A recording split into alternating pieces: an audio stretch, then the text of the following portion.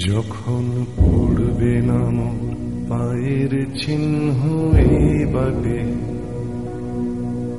আমি বাইব না,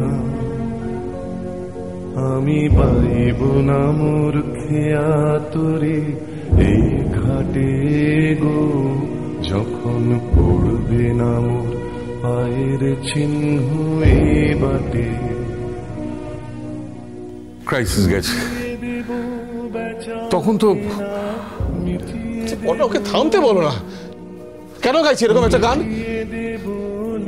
সন্ধ্যেবেলা বাড়িতে এখন আমরা ছাড়া আর কেউ নেই, এই সময় এইরকম একটা গান শুনলে কিরকম দম বন্ধ হয়ে আসে না? আজ আজ সারাটা দিন ছেলেটা ঘর থেকে মোটে বেরোয়নি গো। এই এখন একটু গানের গলা শুনতে পাচ্ছি, একটু গান শুরু করেছে। কি কি বলি বলো তো? আমার সহ্য হয় না রে মেজো, আর আমার সহ্য হয় না। আমার মনে হয় আমার যেদিকে দু চোখ যায় আমি চলে যাই। সাঁঝবাতিটাও ঠিক এই সময় নেই। সাঁঝবাতিটা থাকলে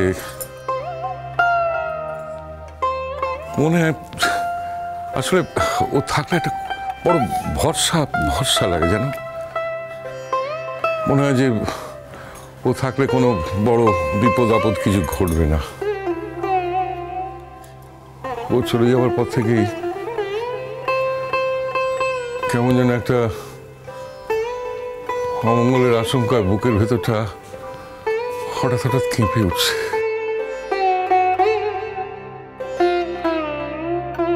আগে তো এমন কখনো হয়নি। আমি আর এভাবে পাচ্ছি না। আচ্ছা, বাবুর তো আগেও কতবার ক্রাইসিস গেছে, তখন তো মনের ভেতরটা এমনটা হয়নি। এখন কেন মনে হচ্ছে বলো দেখি? বলো। সাঁঝবাতি চলে গেছে তো, তাই মনটা এরকম খারাপ হয়ে আছে দাদা। ওর ওই বাচ্চাটাই তো এই বাড়িটাকে বাঁচিয়ে রাখতো না, একেবারে বাঁচিয়ে রাখতো।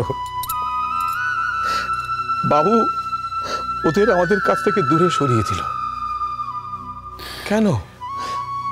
আচ্ছা, কেন ও নিজের ওপর এরকম অত্যাচার করছে বলো তো? ও কি নিজের ভালো নিজে বোঝে না?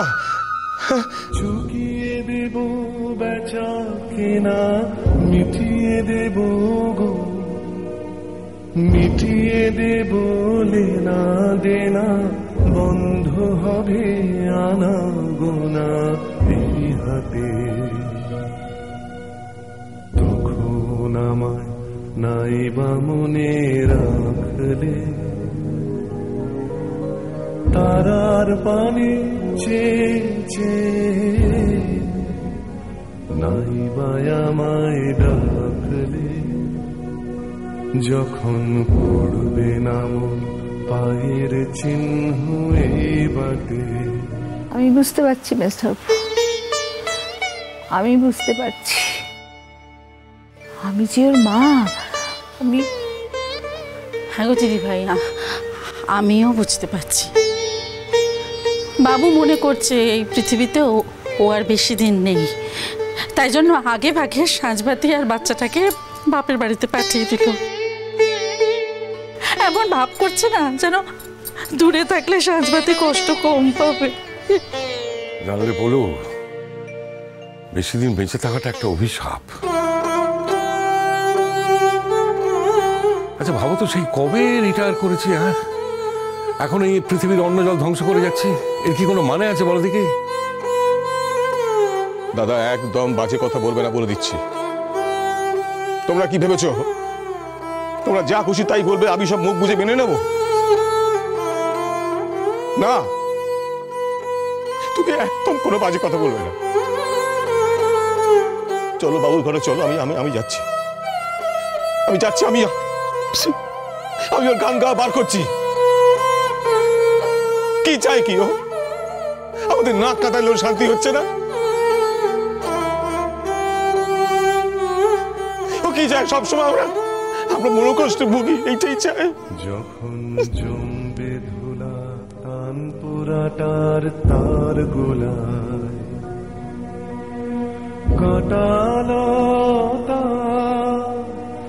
কাঁটা লতা উঠবে ঘরের দ্বার গুলায়, আহা জমবে ধুলা তান পুরাটার তার গোলায়।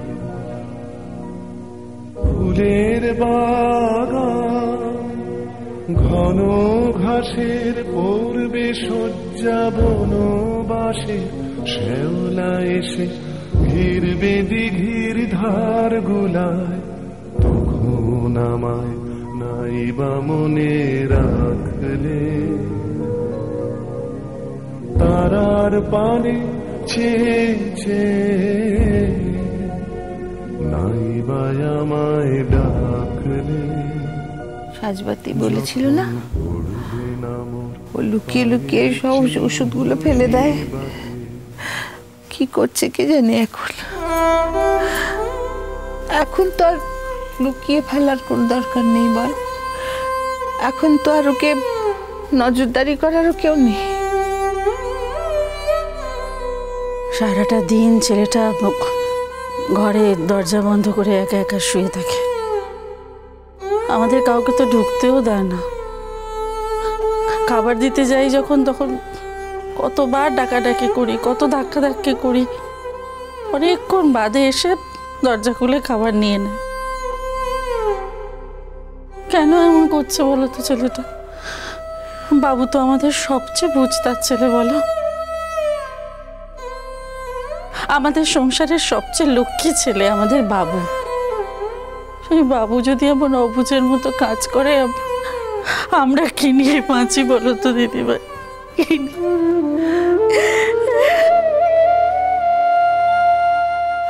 মেজো, কেন বলতো, কেন বলতো আমার কপালে এত বড় শাস্তি?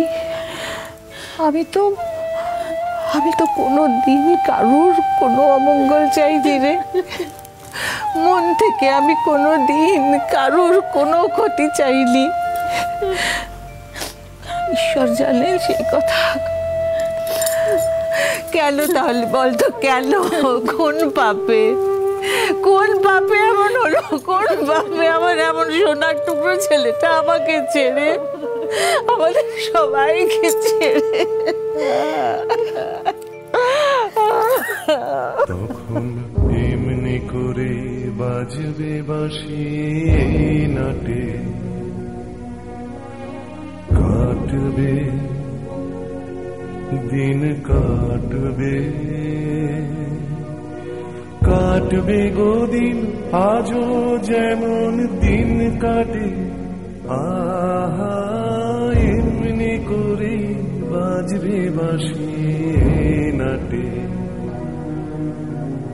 ঘাটে ঘাটে খেয়ার তরি এমনি এমনি সেদিন উঠবে ভরি, চড়বে গরু খেলবে রাখাল ওই মাঠে। তখন আমায় নাইবা মনে রাখলে, তারার পানে চেয়ে নাইবা আমায় ডাকলে। কি হয়েছে? কি হয়েছে বড় মা? মেজমা তোরা কাজিস কিসে লিগে? জেঠমণি, দাদা ভাই কি হয়েছে? শরীর ঠিক আছে তো? শুনতে পাচ্ছ না দাদাভাই ঠিক আছে কিনা? কি গান গাইছে দাদাভাই শুনতে পাচ্ছ না? না, এটা হতে পারে না। দাদা ভাই তো দেখছি এবারে মৃত্যু নিয়ে দুঃখ বিলাস করতে শুরু করেছে।